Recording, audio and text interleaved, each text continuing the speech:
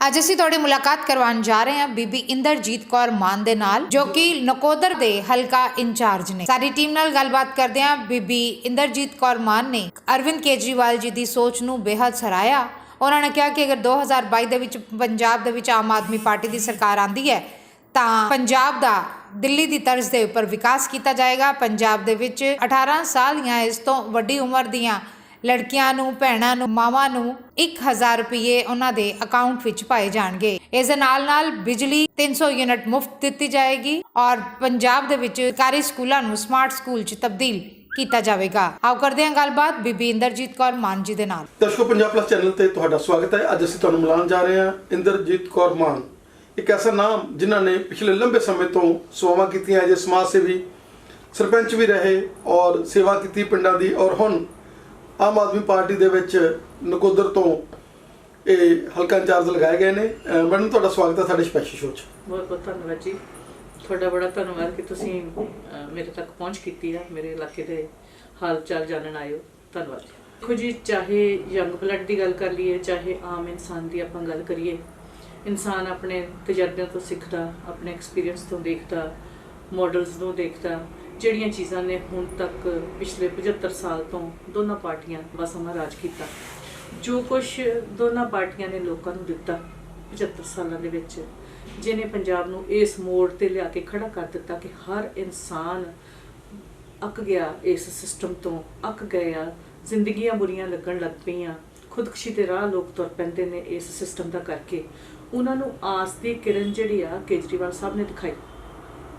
ਕੇਜਰੀਵਾਲ ਸਾਹਿਬ ਨੇ ਉਹ ਆਸ ਦੀ ਕਿਰਨ ਗੱਲਾਂ ਨਾਲ ਨਹੀਂ ਦਿਖਾਈ, ਪ੍ਰੈਕਟੀਕਲੀ ਲੋਕਾਂ ਨੇ ਪਿਛਲੇ ਸਿਸਟਮ ਨੂੰ ਦੇਖ ਕੇ ਉਹਦੇ ਤੋਂ ਅੱਕੇ ਨੇ। ਉਹ ਪ੍ਰੈਕਟੀਕਲ ਕੇਜਰੀਵਾਲ ਸਾਹਿਬ ਨੇ ਦਿੱਲੀ ਦੇ ਵਿੱਚ ਸਕਸੈਸਫੁਲ ਲੋਕਾਂ ਨੂੰ ਕਾਮਯਾਬੀ ਦੇ ਨਾਲ ਕਰਕੇ ਦਿਖਾਇਆ ਕਿ ਮੈਂ ਤੁਹਾਨੂੰ ਇਸ ਜਿਹੜਾ ਭੰਵਰ ਇਹ ਬਣ ਗਿਆ, ਪੰਜਾਬ ਇੱਕ ਕਿਸਮ ਦਾ ਭੰਵਰ ਬਣ ਗਿਆ ਕਿ ਗਰਕਦਾ ਜਾਂਦਾ ਕਿ ਕਿਸ ਦਿਨ ਖਤਮ ਹੋਣ ਕਿਨਾਰੇ ਲੈ ਆਈਆਂ ਪਾਰਟੀਆਂ। ਔਰ ਕੇਜਰੀਵਾਲ ਸਾਹਿਬ ਨੇ ਉਹ ਦਿੱਲੀ ਦੇ ਵਿੱਚ ਉਸ ਭੰਵਰ ਦੇ ਵਿੱਚੋਂ ਕੱਢਣ ਦਾ ਲੋਕਾਂ ਨੂੰ ਇੱਕ ਕਰਕੇ ਤਜਰਬਾ ਕਰਕੇ, ਸਿਹਤ ਤੇ, ਐਜੂਕੇਸ਼ਨ ਤੇ, ਸਿਸਟਮ ਤੇ, ਸਾਰੇ ਤੇ ਕਰਕੇ ਲੋਕਾਂ ਨੂੰ ਇੱਕ ਆਸ ਦੀ ਕਿਰਨ ਜਗਾਈ ਆ ਕਿ ਪੰਜਾਬ ਦੇ ਵਿੱਚ ਇੱਕ ਮੌਕਾ ਲੋਕ ਕੇਜਰੀਵਾਲ ਸਾਹਿਬ ਨੂੰ ਦੇਣ ਨੂੰ ਤਿਆਰ ਬੈਠੇ। ਬਿਲਕੁਲ ਇਸ ਬਦਲ ਨੂੰ ਚੇਂਜ ਕੀਤਾ ਜਾਊਗਾ। ਲੋਕਾਂ ਦਾ ਨੁਮਾਇੰਦਾ ਕਹਾਉਣ ਦਾ ਉਸ ਇਨਸਾਨ ਨੂੰ ਹੱਕ ਨਹੀਂ ਜਿਹਨੂੰ ਬਹੁਤ ਸਾਰੀ ਸਿਕਿਉਰਿਟੀ ਚਾਹੀਦੀ ਹੈ ਲੋਕਾਂ ਦੇ ਵਿੱਚ ਜਾਣ ਵਾਸਤੇ। ਮੈਂ ਇਹ ਸਮਝਦੀ ਹਾਂ ਕਿ ਆਮ ਇਨਸਾਨਾਂ ਦੀਆਂ ਵੋਟਾਂ ਲੈ ਕੇ ਆਮ ਲੋਕਾਂ ਦੇ, ਤੁਸੀਂ ਉਹਨਾਂ ਦੇ ਗਰੂਰ ਦੇ ਉੱਤੇ, ਆਮ ਇਨਸਾਨ ਦਾ ਉਹ ਗਰੂਰ ਹੁੰਦਾ ਜਦੋਂ ਉਹ ਕਿਸੇ ਨੂੰ ਵੋਟ ਪਾਉਂਦਾ ਕਿ ਇਹ ਮੇਰਾ ਮਾਣ ਆ, ਇਹ ਮੇਰਾ ਸਤਿਕਾਰ ਆ, ਇਹ ਮੇਰੇ ਲਈ ਕੱਲ ਨੂੰ ਖੜਾ, ਇਹ ਮੇਰੇ ਲਈ ਕੁਝ ਕਰੇਗਾ। ਪਰ ਹੁੰਦਾ ਕੀ ਆ ਕਿ ਜਦੋਂ ਉਹ ਵੋਟਾਂ ਪਾ ਕੇ ਜਿਤਾਉਂਦੇ ਨੇ, ਲੋਕ ਮੰਤਰੀ ਬਣਦੇ ਨੇ, ਤੇ ਉਹ ਉਹਨਾਂ ਦੇ ਦਰਸ਼ਨਾਂ ਨੂੰ ਵੀ ਤਰਸਦੇ ਨੇ ਕਿਉਂਕਿ ਸਿਕਿਉਰਿਟੀ ਇੰਨੀ ਹੁੰਦੀ ਆ ਔਰ ਉਹਨਾਂ ਦਾ ਜਿਹੜਾ ਦਿਮਾਗ ਇੱਥੇ ਤੱਕ ਪਹੁੰਚ ਜਾਂਦਾ ਕਿ ਆਮ ਇਨਸਾਨ ਦੀ ਪਹੁੰਚ ਤੋਂ ਬਾਹਰ ਹੋ ਜਾਂਦਾ। ਮੈਂ ਇਹ ਚਾਹੁੰਦੀ ਹਾਂ ਕਿ ਆਮ ਆਦਮੀ ਪਾਰਟੀ ਆਏਗੀ 100% ਆਏਗੀ। ਅਸੀਂ ਇਹ ਸਿੰਪਲਿਸਿਟੀ ਜਿਹੜੀ ਆ ਲੋਕਾਂ ਦੇ ਵਿੱਚ ਵਿਚਰਨ ਵਾਲੀ, ਸਭ ਤੋਂ ਪਹਿਲਾਂ ਉਹਨੂੰ ਹੀ ਕਾਇਮ ਰੱਖਿਆ ਜਾਏਗਾ। ਸਿਕਿਉਰਿਟੀ ਦੀ ਜ਼ਰੂਰਤ ਸਿਰਫ ਓਨੀ ਕੁ ਹੋਣੀ ਚਾਹੀਦੀ ਆ ਕਿ ਤੁਸੀਂ ਬਹੁਤ ਸਾਰੀਆਂ ਥਾਵਾਂ ਤੇ ਪਹੁੰਚਣਾ, ਤੁਹਾਨੂੰ ਤੇਜ਼ੀ ਨਾਲ ਪਹੁੰਚਾਇਆ ਜਾ ਸਕੇ, ਲੇਕਿਨ ਜਦੋਂ ਤੁਸੀਂ ਲੋਕਾਂ ਦੇ ਵਿੱਚ ਪਹੁੰਚ ਜਾਓ ਤੇ ਜਿਹੜਾ ਨੁਮਾਇੰਦਾ ਆ ਉਹ ਸਿਰਫ ਲੋਕਾਂ ਦਾ ਰਹੇ, ਉਹ ਸਰਕਾਰੀ ਬਣ ਕੇ ਨਾ ਵਿਚਰੇ। ਜਿਵੇਂ ਕੇਜਰੀਵਾਲ ਸਾਹਿਬ ਖੁਦ ਵੀ ਕਹਿੰਦੇ ਨੇ ਕਿ ਨੀਅਤ ਸਾਫ਼ ਹੋਣੀ ਚਾਹੀਦੀ ਹੈ। ਤੁਹਾਨੂੰ ਡਿਵੈਲਪਮੈਂਟ ਵਾਸਤੇ, ਤੁਹਾਨੂੰ ਕੰਮ ਕਰਨ ਵਾਸਤੇ, ਤੁਹਾਨੂੰ ਲੋਕਾਂ ਦੀਆਂ ਇੱਛਾਵਾਂ ਪੂਰੀਆਂ ਕਰਨ ਵਾਸਤੇ, ਲੋਕਾਂ ਨੂੰ ਸਹੂਲਤਾਂ ਦੇਣ ਵਾਸਤੇ ਨੀਅਤ ਚੰਗੀ ਹੋਣੀ ਚਾਹੀਦੀ ਆ, ਤੁਹਾਡੀ ਨੀਅਤ ਸਾਫ਼ ਹੋਣੀ ਚਾਹੀਦੀ ਆ। ਇਹ ਜਿਹੜੀ ਤੁਸੀਂ ਮੈਨੂੰ ਪੁਲਾਂ ਦੀ ਉਦਾਹਰਨ ਦਿੱਤੀ ਜਾਂ ਕੁਝ ਕੇਜਰੀਵਾਲ ਸਾਹਿਬ ਪੈਸੇ ਕਿੱਥੋਂ ਲੈ ਕੇ ਆਉਣਗੇ, ਮੈਂ ਤੁਹਾਨੂੰ ਆਪਣੀ ਗਰਾਊਂਡ ਲੈਵਲ ਦੀ ਜਿਹੜੀ ਚੀਜ਼ ਆ, ਜਿਹੜੀ ਮੈਂ ਰੂਟ ਲੈਵਲ ਤੇ ਵਿਚਰ ਕੇ 15 ਸਾਲਾਂ ਤੋਂ ਆਈ ਆ, ਕਿ ਮੇਰੇ ਪਿੰਡ ਦੀ ਜਿਸ ਦਿਨ ਮੈਂ ਸਰਪੰਚ ਦੇ ਤੌਰ ਤੇ ਵਾਗਡੋਰ ਸੰਭਾਲੀ ਸੀ, ਉਸ ਦਿਨ ਮੇਰੇ ਪਿੰਡ ਦੀ ਜ਼ਮੀਨ ਕੋਈ 50-55 ਏਕੜ ਆ ਜੀ ਪੰਚਾਇਤ ਦੀ, ਜਿਹੜੀ ਸਾਰੀ ਜ਼ਮੀਨ ਦੇ ਵਿੱਚੋਂ, ਕਿਉਂਕਿ ਅਨਡਿਵੈਲਪ, ਕਿਤੇ ਕਲਰ ਵਾਲੀ, ਕਿਤੇ ਪਾਣੀ ਦਾ ਕੋਈ ਪ੍ਰਬੰਧ ਨਹੀਂ, ਸਿਰਫ 17,000 ਰੁਪਇਆ ਉਹਦੀ ਆਮਦਨ ਸੀ। ਔਰ ਜਿਸ ਦਿਨ ਮੈਂ 15 ਸਾਲ, ਤਕਰੀਬਨ 18 ਸਾਲ, ਕਿਉਂਕਿ 1 ਸਾਲ ਮੈਂ ਬਲਾਕ ਸੰਮਤੀ ਇਲੈਕਸ਼ਨ ਸਭ ਤੋਂ ਪਹਿਲਾਂ ਲੜੀ ਸੀ, ਉਹ ਵੀ ਮੈਂ ਕਾਊਂਟ ਕਰਦੀ ਕਿ ਉਹਦੇ 'ਚ ਵੀ ਮੈਂ ਐਜ਼ ਏ ਸਰਪੰਚ ਕੰਮ ਕੀਤਾ, ਔਰ 1 ਸਾਲ ਇਲੈਕਸ਼ਨ ਲੇਟ ਹੋਈ, ਉਹਦੇ 'ਚ ਵੀ ਮੈਂ ਐਜ਼ ਏ ਸਰਪੰਚ ਕੀਤਾ। ਔਰ ਜਿਸ ਦਿਨ ਮੈਂ ਪੰਚਾਇਤ ਛੱਡੀ ਸੀ, ਮੇਰੇ ਪਿੰਡ ਦੀ ਆਮਦਨ 15 ਲੱਖ ਰੁਪਇਆ ਸੀ। 15,000 ਤੋਂ 17,000 ਤੋਂ ਮਤਲਬ ਮੈਂ ਉਹ ਪਿੰਡ ਜਿਹੜਾ ਆ ਲਗਾਤਾਰ, ਤੁਸੀਂ ਮੁਖੀਆ ਕਹਾਉਣ ਦੇ ਹੱਕਦਾਰ ਨਹੀਂ ਹੋ, ਤੁਸੀਂ ਜੇ ਤੁਹਾਨੂੰ ਲੋਕਾਂ ਨੇ ਜ਼ਿੰਮੇਵਾਰੀ ਦਿੱਤੀ ਆ, ਤੁਹਾਨੂੰ ਕੁਛ ਇੱਕ ਦੇ ਵਿੱਚੋਂ ਚੁਣ ਕੇ ਲੈ ਕੇ ਆਏ, ਲੱਖਾਂ ਕਰੋੜਾਂ ਦੇ ਵਿੱਚੋਂ ਜੇ ਤੁਹਾਨੂੰ ਚੁਣ ਕੇ ਕੋਈ ਲੈ ਕੇ ਆਉਂਦਾ, ਉਹਨਾਂ ਦੀਆਂ ਆਸਾਂ ਉਮੀਦਾਂ ਸਾਡੀ ਡਿਊਟੀ ਆ ਪੂਰੀਆਂ ਕਰਨੀਆਂ ਕਿ ਆਮਦਨ ਕਿੱਥੋਂ ਆਉਣੀ ਆ, ਕਿੱਥੋਂ ਵਧਾਉਣੀ ਆ, ਤੁਸੀਂ ਕੀ ਕਰਦੇ ਹੋ, ਕੀ ਨਹੀਂ ਕਰਦੇ।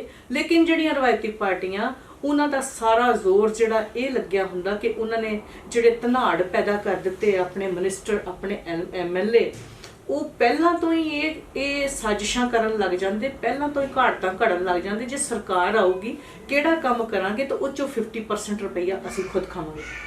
ਸਾਡੀ ਇਹ ਮਨਸ਼ਾ ਹੁੰਦੀ ਆ ਕਿ ਅਸੀਂ ਜਿਹੜਾ ਪੈਸਾ ਸਾਨੂੰ ਆਉਣਾ, ਉਹਦੇ ਵਿੱਚ ਅਸੀਂ ਹੋਰ ਕਿੰਨਾ ਪਾਉਣਾ, ਉਹਦੇ ਵਿੱਚ ਅਸੀਂ ਕਿਵੇਂ ਬਚਾਉਣਾ। ਅਸੀਂ ਆਪਣਾ ਪਰਿਵਾਰ ਪਾਲਦੇ ਹਾਂ, ਉਹਦੇ ਵਿੱਚ ਜੇ ਸਾਡੇ ਕੋਲ 1000 ਰੁਪਇਆ ਆਉਂਦਾ ਤੇ ਅਸੀਂ ਉਸ 1000 ਰੁਪਏ ਨੂੰ ਕਿੱਥੇ ਕਿੱਥੇ ਖਰਚ ਕੇ ਆਪਣੀਆਂ ਜ਼ਰੂਰਤਾਂ ਪੂਰੀਆਂ ਕਰਦੇ। ਇਹ ਸਿਰਫ ਇੱਕ ਕਹਿ ਲਓ ਕਿ ਇੱਕ ਨੀਅਤ ਦਾ ਸਿਲਸਿਲਾ ਹੈ ਸਾਰਾ, ਜਿਹਦੇ ਨਾਲ ਪੰਜਾਬ ਨੂੰ ਅਸੀਂ ਤਰੱਕੀ ਦੀ ਰਾਹ ਤੇ ਤੋਰ ਸਕਦੇ ਹਾਂ ਔਰ ਕੇਜਰੀਵਾਲ ਸਾਹਿਬ ਦਾ ਸੁਪਨਾ ਪੂਰਾ ਕਰ ਸਕਦੇ ਹਾਂ ਜੀ। ਕੇਜਰੀਵਾਲ ਸਾਹਿਬ ਨੇ ਸਾਰਾ ਆਪਣਾ ਪੰਜਾਬ ਵਾਸਤੇ ਇੱਕ ਖਾਕਾ ਤਿਆਰ ਕੀਤਾ ਹੋਇਆ, ਉਹਨਾਂ ਦਾ ਰੋਡ ਮੈਪ ਰੈਡੀ ਆ। ਅਸੀਂ ਸਾਰੇ ਮਿਲ ਕੇ ਉਹਨਾਂ ਦਾ ਸਾਥ ਦੇ ਕੇ ਉਸ ਰੋਡ ਮੈਪ ਨੂੰ ਸਿਰੇ ਲਗਾਵਾਂਗੇ। ਜਿਹੜੀ ਤੁਸੀਂ ਪੰਜਾਬ ਦੀ ਗ੍ਰੀਨਰੀ ਦੀ ਗੱਲ ਕੀਤੀ ਸੀ, ਉਹ ਜਿਹੜੀਆਂ ਸਾਡੀਆਂ ਸਮਾਜ ਸੇਵੀ ਸੰਸਥਾਵਾਂ ਨੇ ਲੱਗੀਆਂ ਹੋਈਆਂ, ਬਹੁਤ ਪੱਬਾਂ ਭਰ ਹੋ ਕੇ ਲੱਗੀਆਂ ਔਰ ਬੜਾ ਕੰਮ ਉਹਨਾਂ ਨੇ ਕੀਤਾ। ਅਸੀਂ ਇਹ ਨਹੀਂ ਕਹਿ ਸਕਦੇ ਕਿ ਉਹਨਾਂ ਨੇ ਕੰਮ ਨਹੀਂ ਕੀਤਾ। ਬਾਬਾ ਸੀਚੇਵਾਲ ਜੀ ਨੇ, ਜਿਨ੍ਹਾਂ ਨੇ ਬੜਾ এনवायरमेंट ਤੇ ਕੰਮ ਕੀਤਾ। ਹੋਰ ਬੜੀਆਂ ਮੈਂ ਖੁਦ ਇੱਕ ਫੈਡਰੇਸ਼ਨ ਬਣਾਈ ਸੀ, ਇੱਕ ਆਰਗੇਨਾਈਜੇਸ਼ਨ ਬਣਾਈ ਸੀ ਪੰਚਾਇਤਾਂ ਦੀ, ਜਿਹੜੀਆਂ ਪੰਚਾਇਤਾਂ ਦੇ ਹੱਕਾਂ ਅਧਿਕਾਰਾਂ ਵਾਸਤੇ ਉਹਨਾਂ ਨੂੰ ਜਾਗਰੂਕ ਕਰਨ ਵਾਸਤੇ ਮੈਂ 5-6 ਸਾਲ ਉਹਦੇ ਵਿੱਚ ਬੜਾ ਕੰਮ ਕੀਤਾ। ਬੜੇ ਪੌਦੇ ਅਸੀਂ ਪਿੰਡਾਂ ਦੇ ਵਿੱਚ ਲਗਾਏ, ਬਹੁਤ ਲਗਾਏ। ਮਤਲਬ ਮੈਂ ਆਪਣੇ ਪਿੰਡ ਤੋਂ ਸ਼ੁਰੂਆਤ ਕੀਤੀ, ਜਿਹੜੇ ਅੱਜ ਤੁਸੀਂ ਦੇਖ ਸਕਦੇ ਹੋ ਕਿ ਪੌਦੇ ਲਹਿਰਾਉਂਦੇ ਨੇ ਸਾਡੀਆਂ ਸੜਕਾਂ ਦੇ ਉੱਤੇ। ਲੇਕਿਨ ਸਰਕਾਰ ਦਾ ਕੀ ਫਰਜ਼ ਹੈ, ਸਰਕਾਰ ਦੀ ਕੀ ਡਿਊਟੀ ਹੈ? ਹਰ ਇਨਸਾਨ ਆਪਣਾ ਫਰਜ਼ ਨਿਭਾ ਸਕਦਾ। ਕੀ ਉਹਦੇ ਕੋਲ ਕੋਈ ਰੋਡ ਮੈਪ ਹੈ ਕਿ ਪੰਜਾਬ ਨੂੰ ਗ੍ਰੀਨ ਕਿਵੇਂ ਕਰਨਾ? ਕਿ ਉਹਨੇ ਕੋਈ ਆਪਣਾ ਐਸਾ ਕਰ ਰੱਖਿਆ ਕਿ ਪੰਜਾਬ ਨੂੰ ਗ੍ਰੀਨ ਕਿਵੇਂ ਕਰਨਾ? ਕਿ ਪੰਜਾਬ ਸਰਕਾਰ ਆਪਣੇ ਤੌਰ ਤੇ ਜਿਹੜੀ MSP ਆ, ਸਬਜ਼ੀਆਂ, ਤੇਲਾਂ, ਸਭ ਦੀ ਨਹੀਂ ਕਰ ਸਕਦੀ? ਸਾਨੂੰ ਕਿਉਂ ਜ਼ਰੂਰੀ ਆ ਕਿ ਅਸੀਂ ਜੋ ਮੁਲਕ ਦੇ ਵਿੱਚ ਟ੍ਰੈਂਡ ਚੱਲਦਾ ਅਸੀਂ ਉਹਦੇ ਮੁਤਾਬਕ ਚੱਲਣਾ?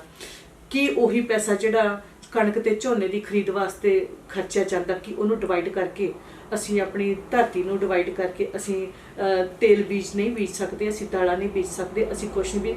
ਗੱਲ ਸਿਰਫ ਤੇ ਨੀਅਤ ਤੇ ਆਉਂਦੀ ਆ। ਔਰਤਾਂ ਨੂੰ ਘਰਾਂ ਚੋਂ ਬਾਹਰ ਨਿਕਲਣ ਵਾਸਤੇ ਡਰ ਨਾ ਲੱਗੇ, ਔਰਤਾਂ ਨੂੰ ਬੱਸਾਂ 'ਚ ਬੈਠਣ ਦੀ ਆਜ਼ਾਦੀ ਹੋਵੇ। ਕੱਲ ਪਰਸੋਂ ਇੱਕ ਪਿੰਡ ਦੇ ਵਿੱਚ ਮੇਰੀ ਜਨ ਸੰਵਾਦ ਚੱਲਦਾ ਸੀ, ਉੱਥੇ ਇੱਕ ਲੇਡੀ ਨੇ ਮੈਨੂੰ ਦੱਸਿਆ ਕਿ ਸਾਨੂੰ ਬੱਸਾਂ ਜਿਹੜੀਆਂ ਨਾ ਕਈ ਵਾਰੀ ਬਿਠਾਉਂਦੀਆਂ ਨਹੀਂ ਕਿਉਂਕਿ ਫ੍ਰੀ ਕੀਤਾ ਹੋਇਆ, ਔਰ ਸਾਨੂੰ ਕਈ ਵਾਰੀ ਘੜੀਸ ਕੇ ਲੈ ਜਾਂਦੀਆਂ। ਇਹ ਇੱਜ਼ਤ ਆ ਪੰਜਾਬ ਸਰਕਾਰ ਦੀ ਔਰਤਾਂ ਦੇ ਵਾਸਤੇ। ਔਰ ਤੁਸੀਂ ਦਿੱਲੀ 'ਚ ਦੇਖੋ ਕਿ ਲੱਖਾਂ ਦੀ ਗਿਣਤੀ ਦੇ ਵਿੱਚ ਕੇਜਰੀਵਾਲ ਸਾਹਿਬ ਨੇ ਕੈਮਰੇ ਲਾਏ, ਉੱਥੇ ਅਪਰਾਧ ਘਟਿਆ। ਇੱਥੇ ਦਿਨ ਬ ਦਿਨ ਵਧਿਆ। ਸਰਕਾਰਾਂ ਹਾਈ ਸਿਕਿਉਰਿਟੀ ਸਰਕਾਰ ਨੇ ਬੱਸਾਂ ਲਗਾਈਆਂ ਉੱਥੇ ਔਰਤਾਂ ਵਾਸਤੇ, ਉਹਦੇ ਵਿੱਚ ਕੈਮਰੇ ਨੇ, ਉਹਦੇ ਵਿੱਚ ਪੈਨਿਕ ਬਟਨ ਨੇ। ਔਰ ਉਹੀ ਸਿਸਟਮ ਅਸੀਂ ਉਸੇ ਆਸ ਦੇ ਨਾਲ ਕੇਜਰੀਵਾਲ ਸਾਹਿਬ ਦੀ ਸੋਚ ਨਾਲ ਜੁੜੇ ਹਾਂ ਔਰ ਉਹਨਾਂ ਨੂੰ, ਪੰਜਾਬ ਨੂੰ, ਆਪਣੀ ਸੀਟ ਨੂੰ, ਨਕੋਦਰ ਦੇ ਸਾਰੇ ਹਲਕੇ ਨੂੰ ਅਪੀਲ ਵਾਰ-ਵਾਰ ਇਹੀ ਕਰਦੇ ਹਾਂ ਕਿ ਆਪਾਂ ਇੱਕ ਮੌਕਾ ਕੇਜਰੀਵਾਲ ਸਾਹਿਬ ਦੀ ਸੋਚ ਨੂੰ ਦੇਣਾ। ਮੈਂ ਇਸ ਏਜ ਦੇ ਵਿੱਚ ਆ ਕੇ ਆਪਣਾ ਲਾਈਫਸਟਾਈਲ ਤਾਂ ਨਹੀਂ ਛੱਡੂੰਗੀ ਜੀ। ਮੇਰੀ ਇੱਕ ਆਦਤ ਆ ਕਿ ਮੈਂ ਹਰ ਕੰਮ ਨੂੰ ਆਪਣੀਆਂ ਅੱਖਾਂ ਦੇ ਨਾਲ ਤੇ ਹੱਥਾਂ ਦੇ ਨਾਲ, ਤੇ ਜਿੰਨੀ ਦੇਰ ਮੇਰੀ ਤਸੱਲੀ ਨਾ ਹੋ ਜਾਏ ਮੈਂ ਉਸ ਕੰਮ ਤੇ, ਮੈਂ ਛੇਤੀ ਕੀਤੇ ਮੁਲਾਜ਼ਮਾਂ ਤੇ ਵੀ ਆਪਣਿਆਂ ਤੇ ਕੋਈ ਇੱਦਾਂ ਭਰੋਸਾ ਨਹੀਂ ਕਰਦੀ ਕਿ ਕੰਮ ਕੰਪਲੀਟ ਹੋ ਗਿਆ ਕਿ ਨਹੀਂ ਹੋ ਗਿਆ। ਮੈਂ ਆਪਣੇ ਹੱਥ 'ਚੋਂ ਫੋਨ ਕਦੀ ਨਹੀਂ ਛੱਡੂੰਗੀ। ਬੇਸ਼ੱਕ ਪਰਮਾਤਮਾ ਮੈਨੂੰ ਜਿਹੜੀ ਮਰਜ਼ੀ ਤਰੱਕੀ ਦੇ ਜਾਏ, ਮੇਰਾ ਫੋਨ ਮੇਰੇ ਹੱਥ 'ਚ ਰਹੂਗਾ ਜੀ ਹਮੇਸ਼ਾ। ਔਰ ਮੈਂ ਹੱਥ 'ਚ ਰਹਿਣ ਦਾ ਮਤਲਬ ਹੈ ਕਿ ਜਿਹੜਾ ਫੋਨ ਮੇਰੇ ਫੋਨ ਤੇ ਆਏਗਾ ਮੈਂ ਉਹਨੂੰ ਖੁਦ ਅਟੈਂਡ ਕਰੂੰਗੀ ਹਮੇਸ਼ਾ। ਤੁਹਾਡਾ ਸਾਨੂੰ ਸਮਾਂ ਦੇਣ ਦੇ ਲਈ ਬਹੁਤ ਬਹੁਤ ਧੰਨਵਾਦ। ਧੰਨਵਾਦ ਜੀ।